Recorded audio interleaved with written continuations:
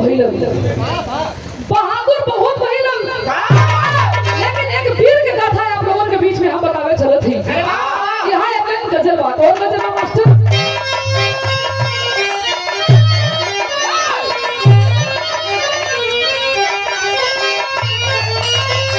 आशी कहता है माशुआ से, क्या कहता है? अगर दिलबरी की रुसवाई हमें मंजूर हो जाए, सनम तू बेवफा के नाम से मशहूर हो जाए।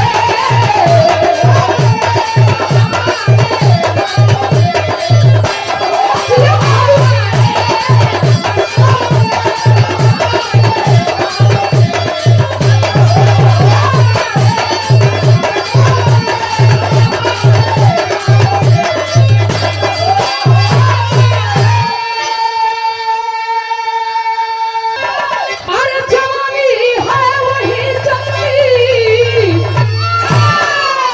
समय पर चट्टान हो जाए,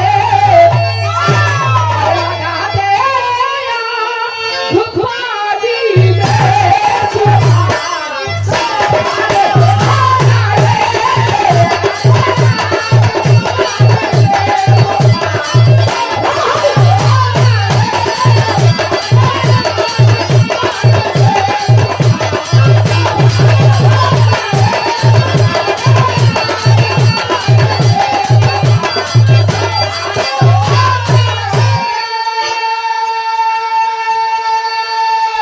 कहानी यहीं से शुरुआत हो गई। ये केकर कहानी हो? राम से भाव हो कैसे?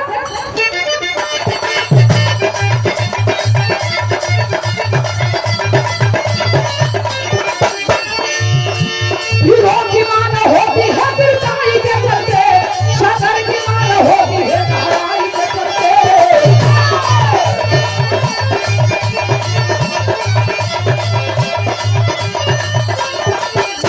शिवों की मान होती है फुलमल नहारों से, शिवों की मान होती है फुलमल नहारों से, संतों की मान होती है मरकत नहारों से।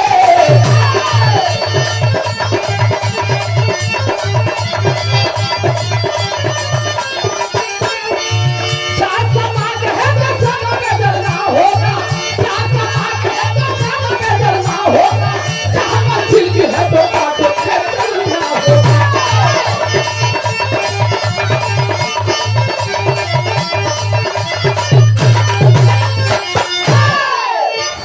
आपके समझ रही मोहम्मा के बगल में कालिंजर नगरी, और वही कालिंजर नगरी के रहे वाला राजा जो ने राजा के नाम बतावल गई पीरमणि सिंह राजा। नामी राजा हुआ। जब पीरमणि सिंह राजा के तलवार निकल जाए तो निक निक लड़वैया के तलवार चुहानी रखा जाए। एक दिन पीरमणि सिंह राजा कलन की हम कितना बड़ा वीर है, अपने गांव जवारन के अपने वीरताई के विषय में ना बतौनी, गांव जवारन के लोगों के पीरमणि सिंह राजा ऐलान करवा दिए, कोई है माई के लाल जो लड़ाई के मैदान में हमें हरा दे। चारों तरफ चिट्ठी घूमल, जिकरे सामने जाए चिट्ठिया मोड़ के फेंक देवे, कह रे मर्दवा ये मामूली लड़वैया हूँ, मन से चाहते हैं तो चना चबा दी हैं लोहे के।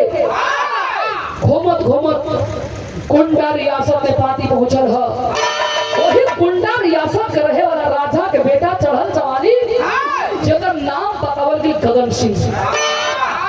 गगन सिंह जब पाती पड़लस तो कलश के अरे अतनी घमंड सेना साज लिया, कर दिया राजा के किला पर चढ़ाई, ऐलान कर दिया, अरे पीरमणि सिंह राजा निकाल पहरा, पर्दा लड़वैया बनत हुआ ना, 1 मिनट में तो हाथ था लगाई। पीरमणि सिंह राजा कमन के भोरवा में कौन आके हमें ललकारे लगल, खींच लिए तलवार लड़ाई के मैदान की ओर चल दिए।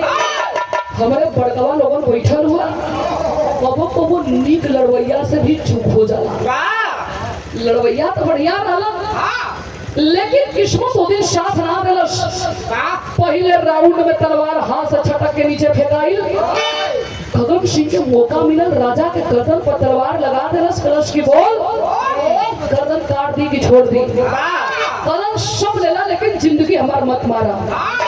हाथ में हथकड़ी, पांव में बेड़ी डाल के फिर बड़ी सिंह के बंदी बना दिया।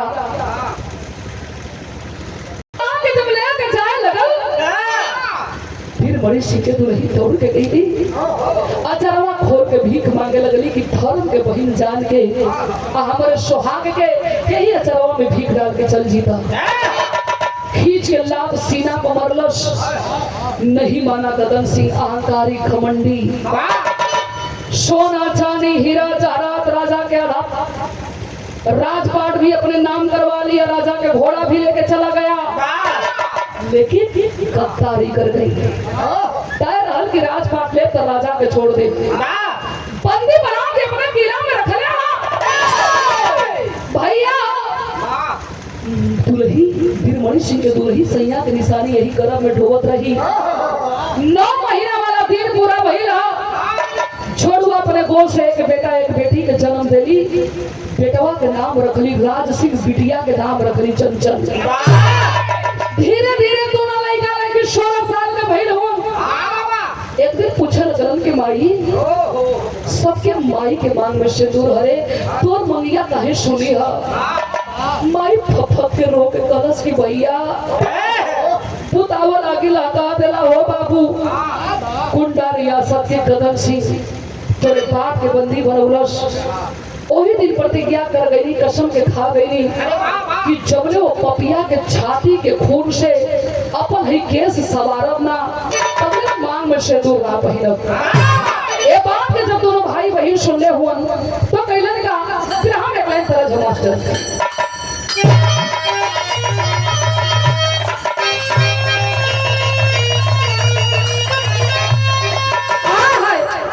स्वर्गीय रामदेव गुरु जी ये लाइन के बड़ा मचल के गावा कैसे गावा? अरे हाय धोनी पुरानी, अरे हाय धोनी पुरानी जहाजिया मनाता, अरे हमारा पायज पुरु जगीला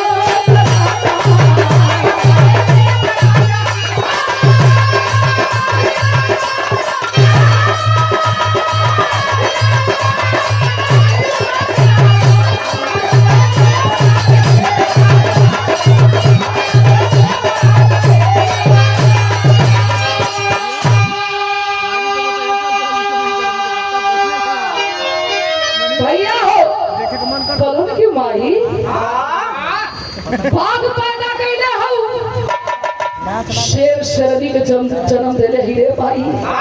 तोरे आंख में आंसू, दोनों लड़कावा लेके अपने माई से कहले हुआ का कहलन? अरे हाय कहिया मागिया, अरे हाय कहिया मागिया, लगलू ये माई तेरा बाप चाल पूछे।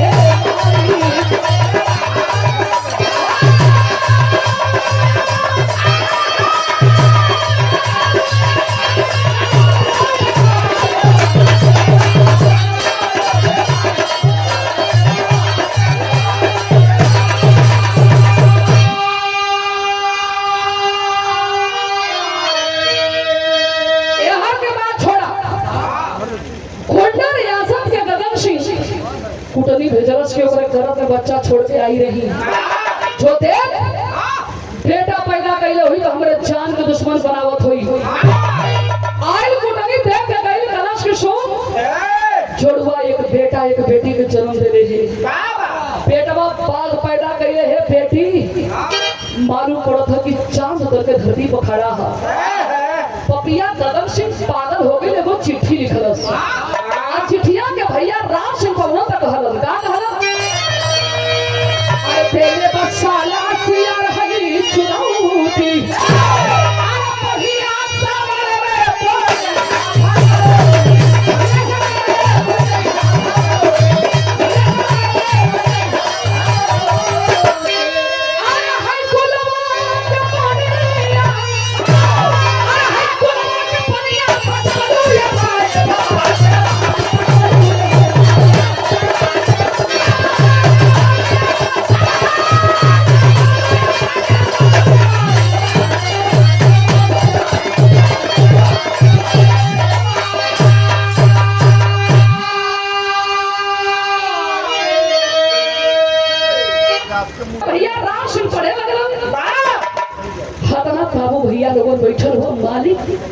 शुभ के घर में बेटी वही देले हुआ चिठिया में लिखले रहल के रे राशि अब वही तक अपने किला में तोरे बाप के जिंदा बंदी बना के रख ले ही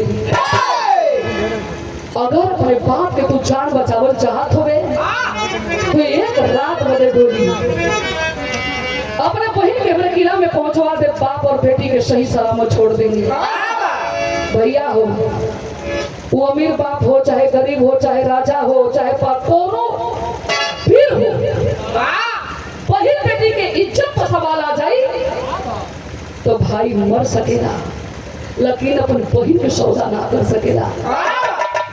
2 दिन हो गए चिट्ठियां खोल खोल के ये पढ़ा अखिया से झरझर झरझर आंसू चले रोवा कि माई के सुहाग बचावो थी तो सोना जैसन बहिन उठल जाई अगर बहिन के बचावो थी तो हमरे माई के सुहाग उठल जाई केकर वाला करी है भगवान।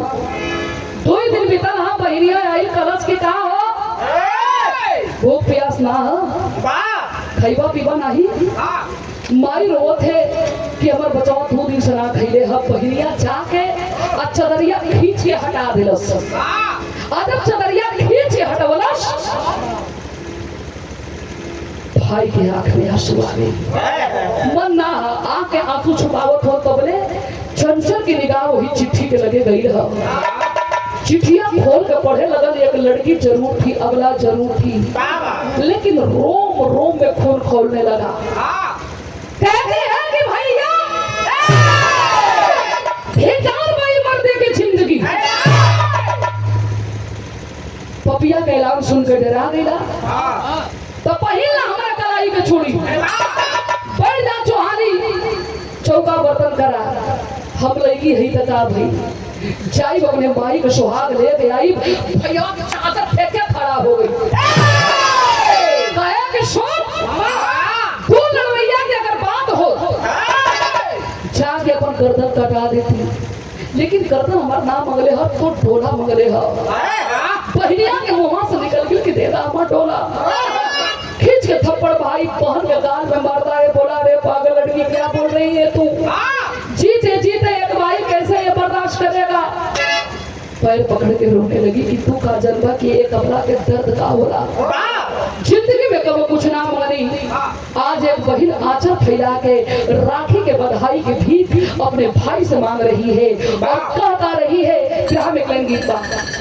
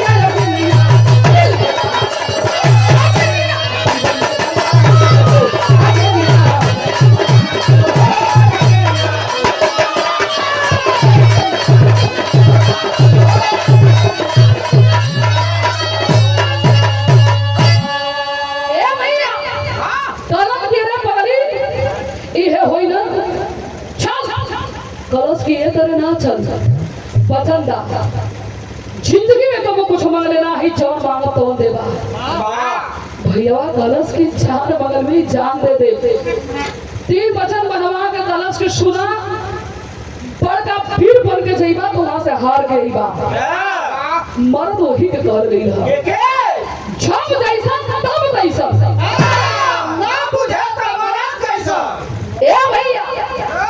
कहला कि फिर वही के कहल गई था कि बल से नहीं बुद्धि से मार कर लेवे उहे वीर है भैया। कहला करे पहले साफ साफ बताओ कई का चाहत है कलश के तू मेहरारू बन जा। हाँ कलन अरे मर्द के शरीर है कौन कौन सिस्टम आई कलश के सुना ओकर टेंशन मत ला। फिर उसके बाद हम यहाँ 4 लाइन श्रृंगार उसके भाव है कैसे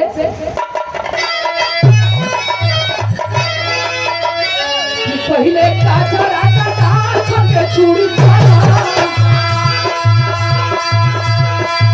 भले पोती के हाथ मेरा डाल रहा चोरी में गोली ऐसा जला छम छपाए के चुनी चुफा लहरा में झपे डाल रहा इतनी हरेला नहीं हिरनी जैसा खीरा जब चले हराई भले प्यार रहा कली हरे चला कली हरे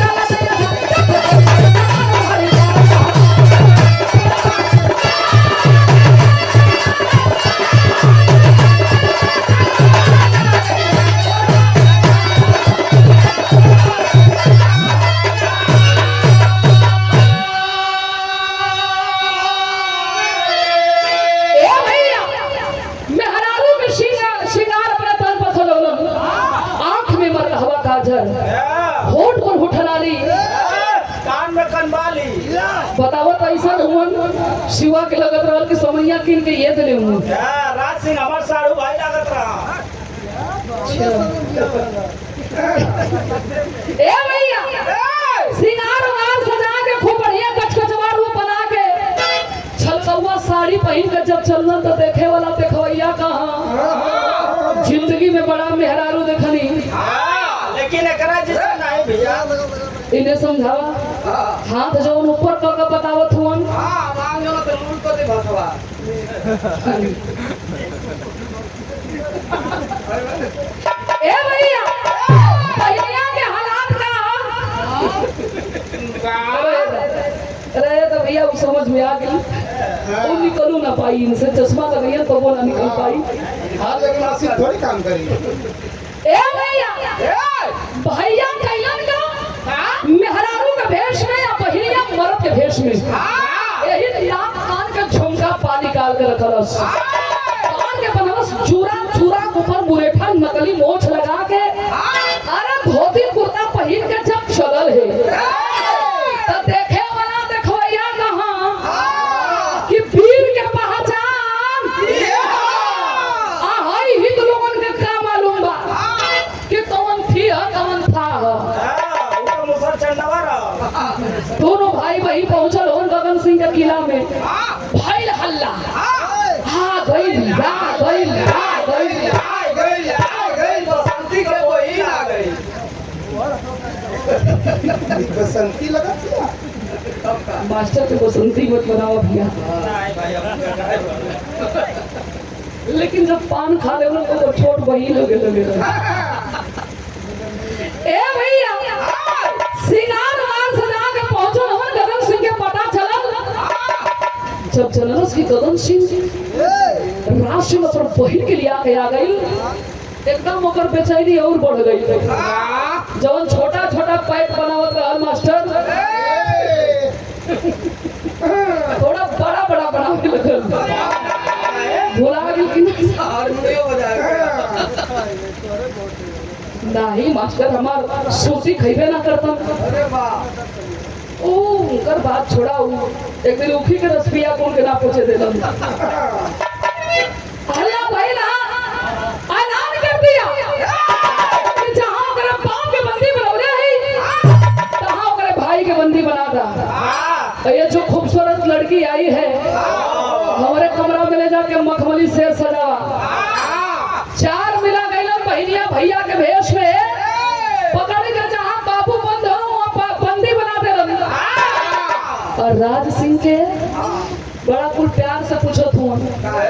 कला एक गोरी बड़ी दूर से आइल हूँ हाँ, चल। प्यास वास तो लगले होई हाँ, चला खा जा फोड़ रहा जा ई खाजा फोड़ा के कौन पानी पियावल जला एक भैया तू नहीं जान बोला ज्यादा हमके से रहूं के ना चेक कर बहुत रुक जा ए भैया लेकिन कुल घरा में हला के छोड़ दे कला ई घरे में रहो साहब के जब टाइम होई अपने टाइम पर आई हम सब बजैया कौन सी बजेगी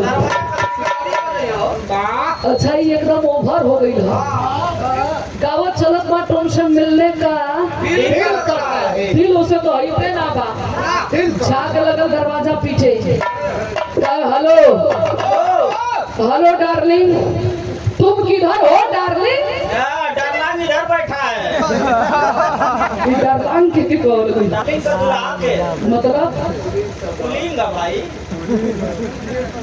दरवाजा झाग खुललन फट से साड़ी उड़ी सही हार के आई जब चमकौआ साड़ी में देखलस त नशा एकर तोरा और चढ़ल मेहरारू चांद का कवारी में धैलस भैया माए खाऊ क्या फूट गए लड़का भाव बताओ देखा तो सब चिर चिर कर फंस गए ले अरे हम भाव बताओ थी भैया कम तोड़ो थोड़ो का ए भैया मेहरारू चांद के कवारी में धैलस ओ हर मर्द के शरीर लागल मोटर धुआं देवा के तुम्हार तू का कर रहे बड़े ने बच गई माना कर हमें देखा अगला भाई अच्छा मोटरवा बांधे नहीं रहा इनके ले लो तो कोई तू हो जा रहा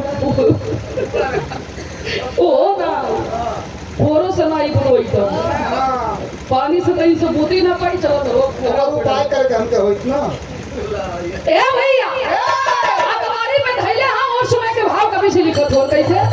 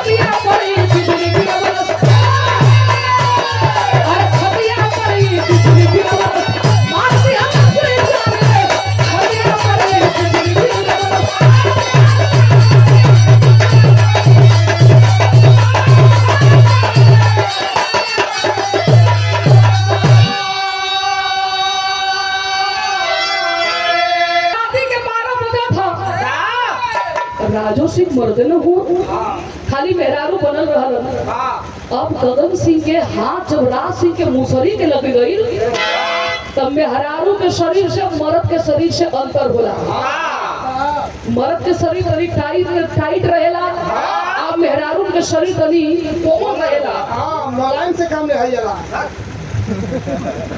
सुकुआर रहे नहीं हां भाई एहू के कह सके ना ए भैया हाथ जब गगन सिंह के राज सिंह के मुसरी के लगा गई चिहूक गई कहे कर मुसरी ऐसा नहीं ठल लगा था जना तई लड़की पहलवानी कर ले अरे हो सकता है खाने पीने से शरीर कुछ उसका टाइट हो गया है ये है जब हाथ घुमा के पीठ के लगे लेके गई कहे राम जी हो राम जी एकर पीठ ऐसा चाकर बा जना तक सगवान को पीड़ा कहे कुछ तो गड़बड़ है अब ये हो मर्द के शरीर धीरे धीरे एकदम गर्म होतो कलन अगर सारे के रोकत ना है तो धर्म बिगड़ जाई छटक के राज सिंह पांव के नीचे भगलन साया सारी खोल के जब असली रूप में आइला गगन सिंह के नशा डाउन हो गई बा पूछत बा तू हौ के तू भूत हो गइलू कि प्रेत हो गइलू कि दूत हो गइलू राज सिंह कला चुप सारे ना भूत है ना प्रेत है ना दूत है तोहार बहनोई है तू हंसत हुआ साफ करवाओ ई बतिया कहलस के अरे राज सिंह का गगन सिंह के बोल के बता साहब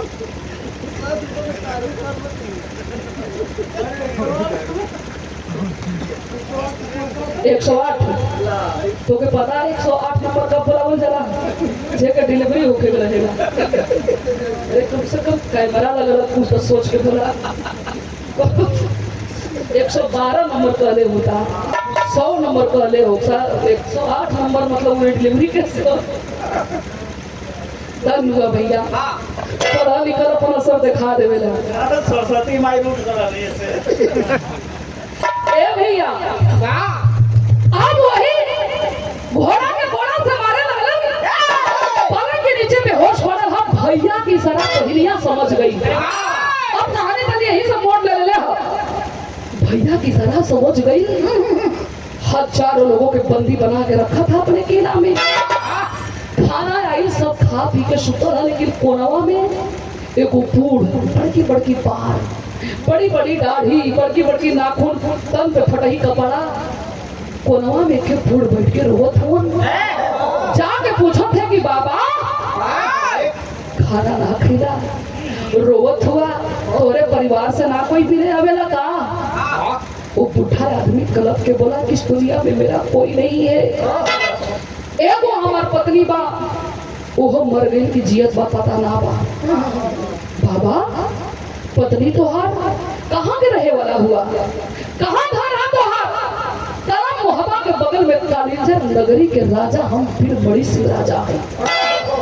बाप के आवाज सुन के बिटिया के तलवे के नीचे से जमीन खिसक गया। आँख में आंसू आ गया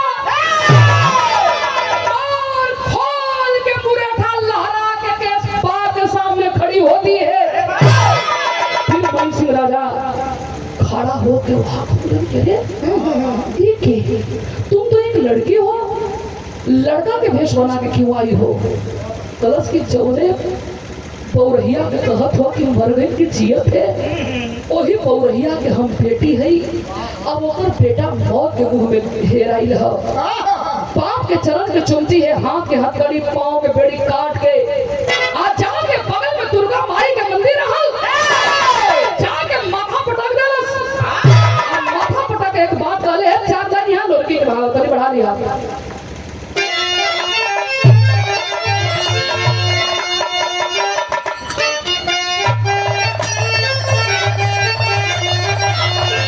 यही कहती है कि देहिया झाड़ देले पीरावा,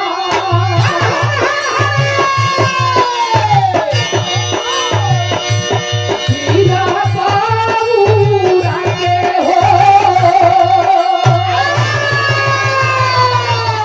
अरे लठिया राखली हाथुरुगा, लठिया राखली हाथुरुगा, माई बाटे हो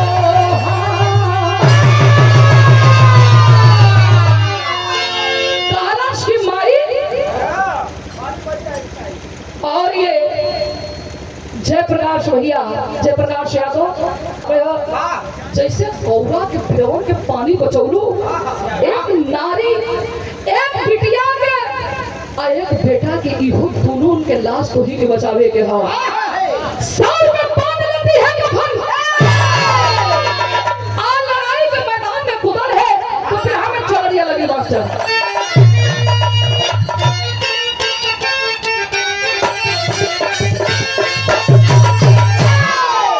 वही लड़ाई के मैदान में पहले होना पहले। अरे पाछल ढोल नगारा सजते, अरे भैया हो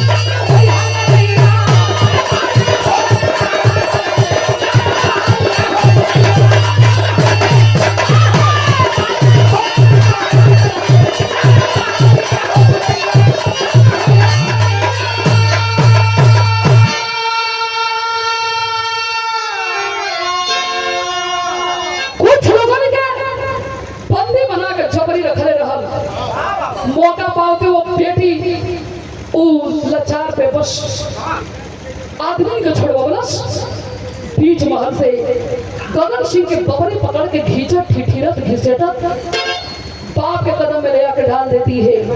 तो वही का तेरी के अंदर भाव मास्टर अरे और आंसू में हंगामा मच गया, अरे और आंसू में हंगामा मच गया, हवा बोल दिया दुश्मन पर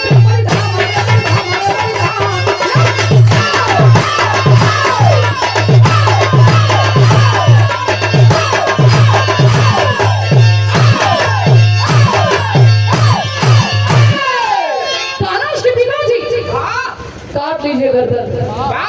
ऐसा पापी के धरती पर जिया के कोनो हक नहीं खे बराबर गई। जो एक अपना के दर्द ना समझे, एक नारी के दर्द ना समझलस, ये वीर के नाम पर एक कलंक है। ऐसे पापी के धरती पर कोई अधिकार नहीं बनाया गया है कि ये जिंदा रह सकता है। फिर मणि सिंह कलंक की बेटी सब कुछ तो एक नाश हो गई।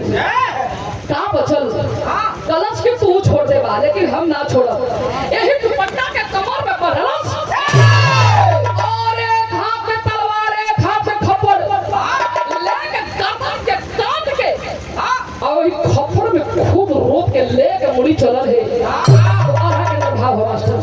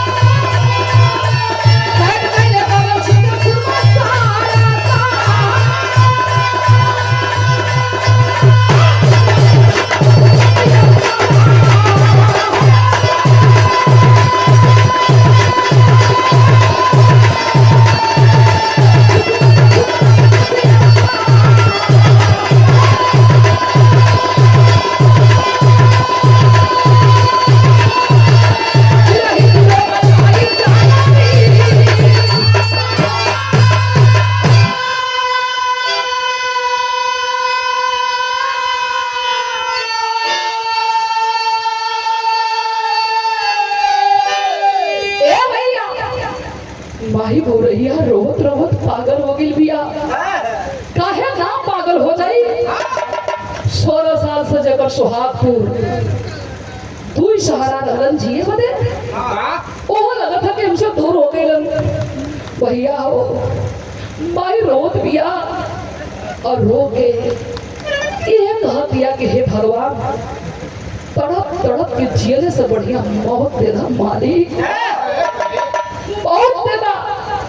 भैया वो माई के हाथ देख के बेटी रो पड़ी। पपिया के मुड़िया माई के चरनिया में डललस। माई पपिया के खुनवा से केसिया सवार के मंगिया में सिंदूर पहिली तो बिरहा के निचोड़ में लिखे के पड़ा।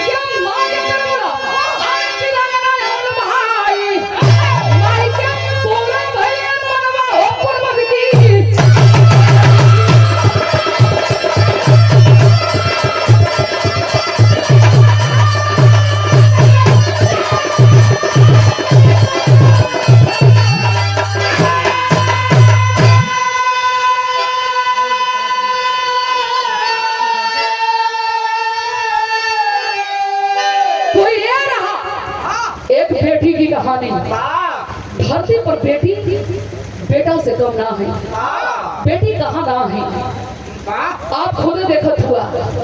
धन हो बेटी, आज अपनी माँ को सुहाग बचा के लेकर आई है। आखिरी वन में भाव है कैसे?